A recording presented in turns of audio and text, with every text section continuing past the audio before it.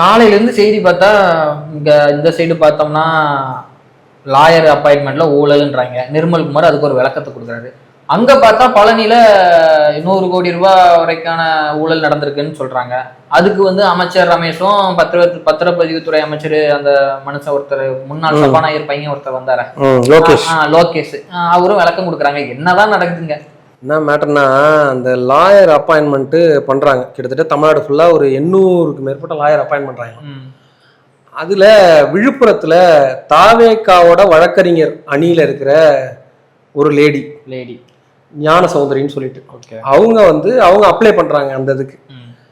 அது அப்ளை பண்ணும்போது டைம் முடிஞ்சு போச்சு அப்படிங்கிற மாதிரி ஏதோ சொன்னோன்னா, அந்த அம்மாவுக்கு டவுட்டாக என்ன செஞ்சிச்சுன்னா, எப்படி டைம் முடியும், இதுல ஏதோ முறைகேடு நடக்குதுன்னு சொல்லிட்டு ஒரு மனு ஒன்று மனு போட்ட வரைக்கும் பிரச்சனை இல்லை. அதுல என்ன சப்ஜெக்ட் ஆயிடுச்சுன்னா, தாவேகாவோட பொதுச் செயலாளர் ஆனந்த், தாவேகாவோட மாவட்ட செயலாளர், சட்டத்துறை செயலாளர், அதே மாதிரி மாவட்ட ஆட்சியர் எல்லாம் சேர்ந்து அந்த அப்பாயின்மெண்ட்ல முறைகேடு பண்ணிட்டாங்க. 30 லட்சம் ரூபாய் தளபதியோட படைத்தளபதி ஆனந்த் என்ன ஆனந்தா அப்படின்னு யார் சொல்றான்னா, தாவேகா சேர்ந்த வழக்கறிஞர் அணியில இருக்கிற ஒரு லாயர், லேடி லாயர், அவங்க வந்து சொல்லி ஒரு மனுவை போட்டுறாங்க. அந்த மனுவை போட்டதுல இருந்து சர்ச்சை ஆரம்பிக்குது. அரசு தரப்புல இருந்து வழக்கறிஞர் வந்து என்ன சொல்லியிருக்காருன்னா, எல்லாமே முறைப்படி நடக்குது, அப்படிலாம் எந்த முறைகேடும் நடக்கல அப்படின்னு ஒரு பதில வந்து கோர்ட்ல சொல்லியிருக்காங்க. கோர்ட்டும் அதை ஏத்துக்கிட்டு அந்த மனுவை வந்து தள்ளுபடி பண்ணிட்டாங்க. மனு தள்ளுபடி ஆயிடுச்சு. இப்ப அந்த அம்மா ஞான சௌந்தரியோட கதை தான் கட்சியில் என்னன்னு தெரியல. அவங்க மேல நடவடிக்கை கூட எடுக்கலாம், வேற ஏதாவது காரணங்களை சொல்லி. கண்டிப்பா என்ன நடக்கலாம், ஒழுங்கு நடவடிக்கை வரலாம். அப்படியே வந்தீங்கன்னா இன்னொரு விஷயம், இன்னைக்கு பரபரப்பா இன்னொரு வழக்கு என்னன்னா, பழனி கோயிலுக்கு தண்டாயுதபாணி மடம்னு ஒண்ணு இருக்கு. பழனி கோயிலுக்கு சொந்தமான மடம். அந்த மடத்துக்கு ஒரு 100 கோடி ரூபாய் மதிப்புள்ள லேண்டு.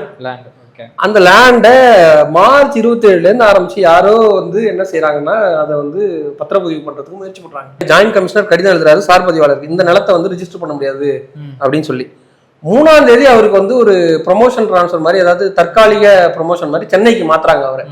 அவரை சென்னைக்கு மாத்தாதே இன்னைக்கு இந்த பார்ட்டி 2 பேர் இருக்கானுங்கல்ல இந்த நிலத்தை பதிவு பண்றது, அந்த பார்ட்டி திரும்ப வந்து இங்க இருக்கிற சார் பதிவாளருக்கு இது பண்றாங்க, ப்ரொபோசல் கொடுக்குறாங்க. அது வந்து என்ன ஆகுதுன்னா, 6ஆம் தேதி அந்த சார் பதிவாளர் லீவ்ல போறாரு. அன்னைக்கு டெப்டேஷன்ல அங்க வேற ஒரு சார் பதிவாளர் கொடைக்கானல சேர்ந்தவரை கொண்டு வந்து போடுறாங்க. அந்த ஒரே நாள்ல அது ரிஜிஸ்ட்ரேஷன் முடிஞ்சு சைன் ஆகுது பத்திரப்பதிவு. இல்ல எனக்கு நீங்க சொல்றது பார்த்தா எங்கேயோ இடிக்குத. இங்க ஒருத்தர் லீவ்ல போறாருக்கிறீங்க, அந்த ஒரு நாள்ல எல்லாமே நடக்குதுன்றீங்களா? அதுதான் கவர்மெண்ட் தான் சொல்லணும் என்னன்னு. அதுவும் வழக்கு போயிட்டு இருக்கு. இன்னைக்கு வழக்கு அந்த ஒரு நாள் கொடைக்கானல்ல இருந்து வந்தாரு பாருங்க, ஜஸ்டின் மணிகண்டன் சொல்லிட்டு, அவருக்கு நிபந்தனை ஜாமீன் கொடுத்திருக்காங்க. அவர் என்ன சொல்லிட்டாருன்னா, நான் வந்து அந்த இதுக்கு சைன் மட்டும் தான் போட்டேன், நான் வந்து அப்ரூவல் பண்ணலைங்கிற மாதிரி ஏதோ சொல்லிட்டாரு. அப்புறம் என்னடான்னு பார்த்தா, இது 2 சார் பதிவாளர் சம்பந்தப்பட்டிருக்காங்க. இன்னைக்கு அரசு தரப்புல என்ன செஞ்சிருக்காங்கன்னா, தவறு நடந்து, அதாவது என்ன சொல்றது, அழுத்தம் கொடுக்கப்பட்டிருக்கு, வெளியில இருந்து யாரோ எக்ஸ்டர்னல் ப்ரெஷர் இருக்கு, அழுத்தம் கொடுக்கப்பட்டதுனாலதான் இது நடந்திருக்கு அப்படிங்கறத அரசு தரப்புல இன்னைக்கு வழக்கறிஞர் சொன்னதை அடுத்துதான் இந்த ஜாமீனே கொடுத்திருக்காங்க. இப்ப இது அடுத்த இடத்துக்கு போகுது. இந்த அழுத்தம் கொடுத்தது யாரு, யார்கிட்ட இந்த அழுத்தம் வந்தது, எப்படி இந்த ஆட்சியில தான் அந்த அழுத்தம் கொடுத்தாங்களா போக தெரியும். விசாரணை, நியாயமான விசாரணை நடத்தப்படும். ஏன்னா தாவேக தலைவர் தமிழ்நாடு மாவட்டம் தொட்டால் விடமாட்டேன், தொடுபவர்களையும் விடமாட்டேன், கடைசியில பார்த்தா பழனி முருகனுக்கு மொட்டை போட்டாங்க.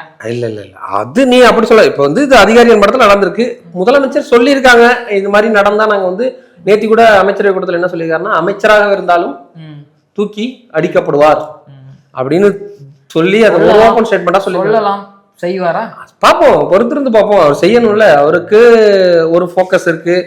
என்னதான் 1000 இருந்தாலும் நம்ம வந்து இப்பயே கேள்வி எழுக்கிறோம்ல நம்ம. ஆனா அவங்க அதை வந்து தைரியமா சொல்றாங்க, அதை நோக்கி ஒரு ஊழலுக்கு எதிராக நாங்க பண்றோம்னு வெளிப்படையா பண்றாங்க. நிறைய லஞ்ச ஒழிப்புத்துறை சோதனை எல்லாம் தொடர்ந்து நடக்குது, வட்டாட்சியர் அலுவலகங்கள்ல, பத்திரப்பதிவு அலுவலகங்கள்லாம்.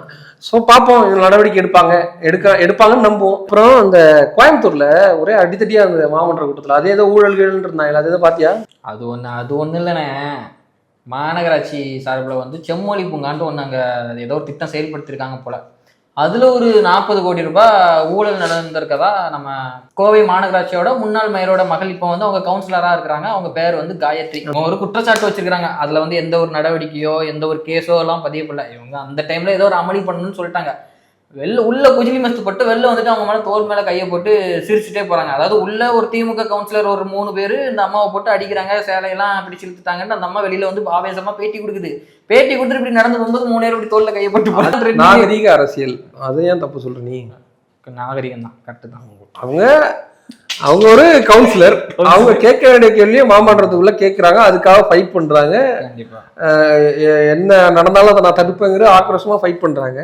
வெளியிலேயே அதை ஃபாலோ பண்ணணும்னு அவசியம் இல்லை. வெளியில அவங்க 2 பேரும் பக்கத்து பக்கத்து வீட்டுக்காரங்களா இருக்கலாம், சொந்தக்காரங்களா இருக்கலாம், ஃப்ரெண்ட்ஸா சேலையை இழுத்தவங்க கிட்டே நாகரிகம் கடைபிடிக்கிறது சேலையெல்லாம் இழுக்கல. நல்ல ஒரு ஆரோக்கியமான அரசியல் தான். சரி, என்ன சிஎம் ஒரே பரபரப்பா கிளப்பிட்டு இருக்காரு, ஒரே சமூக நீதி ஹாஸ்டலுக்கு எல்லாம் போறாரு.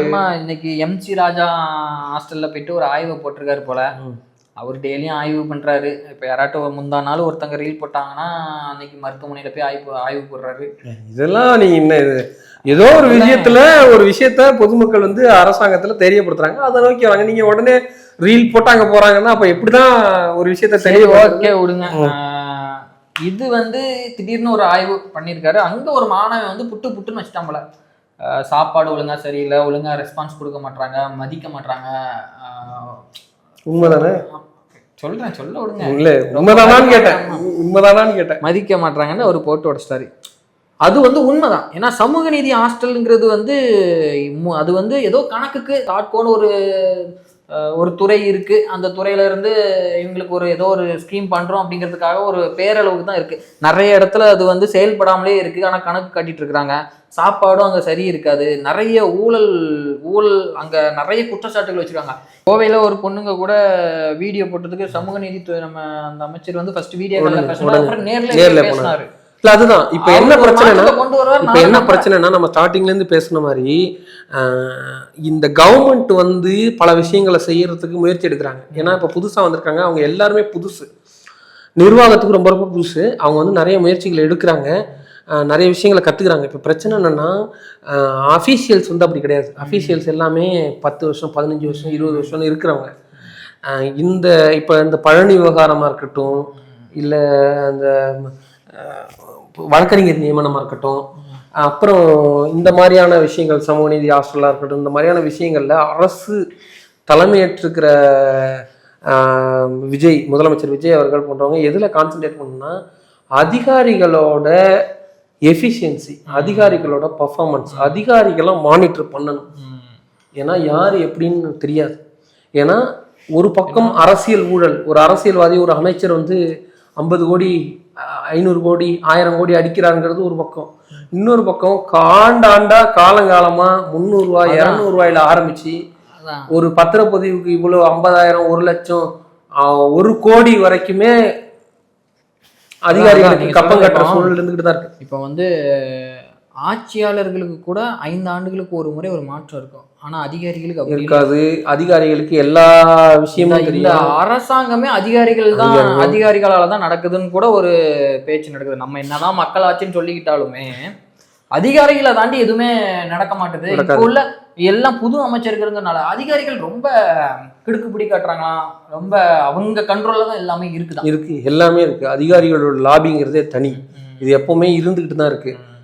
இந்த வாட்டி அமைச்சர்கள் வந்து அதுக்கு நேர் எதிரான செயல்பாடுகளை முன்னெடுக்கும் போது கண்டிப்பா பல விஷயங்கள் வெளியில வரும்.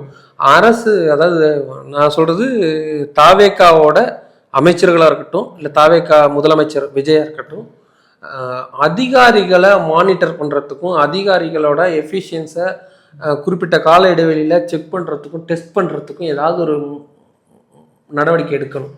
ஏன்னா ஊழல் ஒரு பக்கம், ஊழலை ஒழிச்சிட்டோம், 40 நாள்ல வந்து இந்த கமிஷன் வாங்குறது இல்லை, ஒரு 2 மாசத்துல வந்து அமைச்சர்களுக்கு போக வேண்டிய இந்த பணம் போடுங்கிறது ஒரு பக்கம் சொல்றது வந்து நல்ல விஷயம். அப்படி போலன்னா சந்தோஷம். அதே நேரத்துல நான் பாக்குறேன், இன்னைக்கும் தள்ளுவண்டி கடையில வந்து 100 ரூபா வாங்கிட்டு போற போலீஸை நான் பார்த்துட்டு தான் இருக்கேன். அது மாதிரியான விஷயங்கள், எளிய மக்கள்கிட்ட இருந்து காசு கொடுக்குற விஷயங்கள் வந்து நடந்துச்சு. மருத்துவமனைகள்லயும் இந்த மாதிரி ஸ்ட்ரக்சர் தள்ளுறதுக்கு 500 ரூபாய் 700 ரூபாய் இப்போ நான் ஒரு நியூஸ் போட்டு வந்து சேலம். அதாவது நீ சொல்றது கூட பரவாயில்ல, அந்த ஸ்ட்ரக்சர் தள்ளுறவரும் ஒரு பெரிய இதே கிடையாது. அவருக்கு ஒரு 50 ரூபா 100 ரூபா கெஞ்சி கேட்டு வாங்குவாங்க அவங்கன்னு வச்சுக்கோங்க. 500 நான் அதை ஆதரவா பேசல.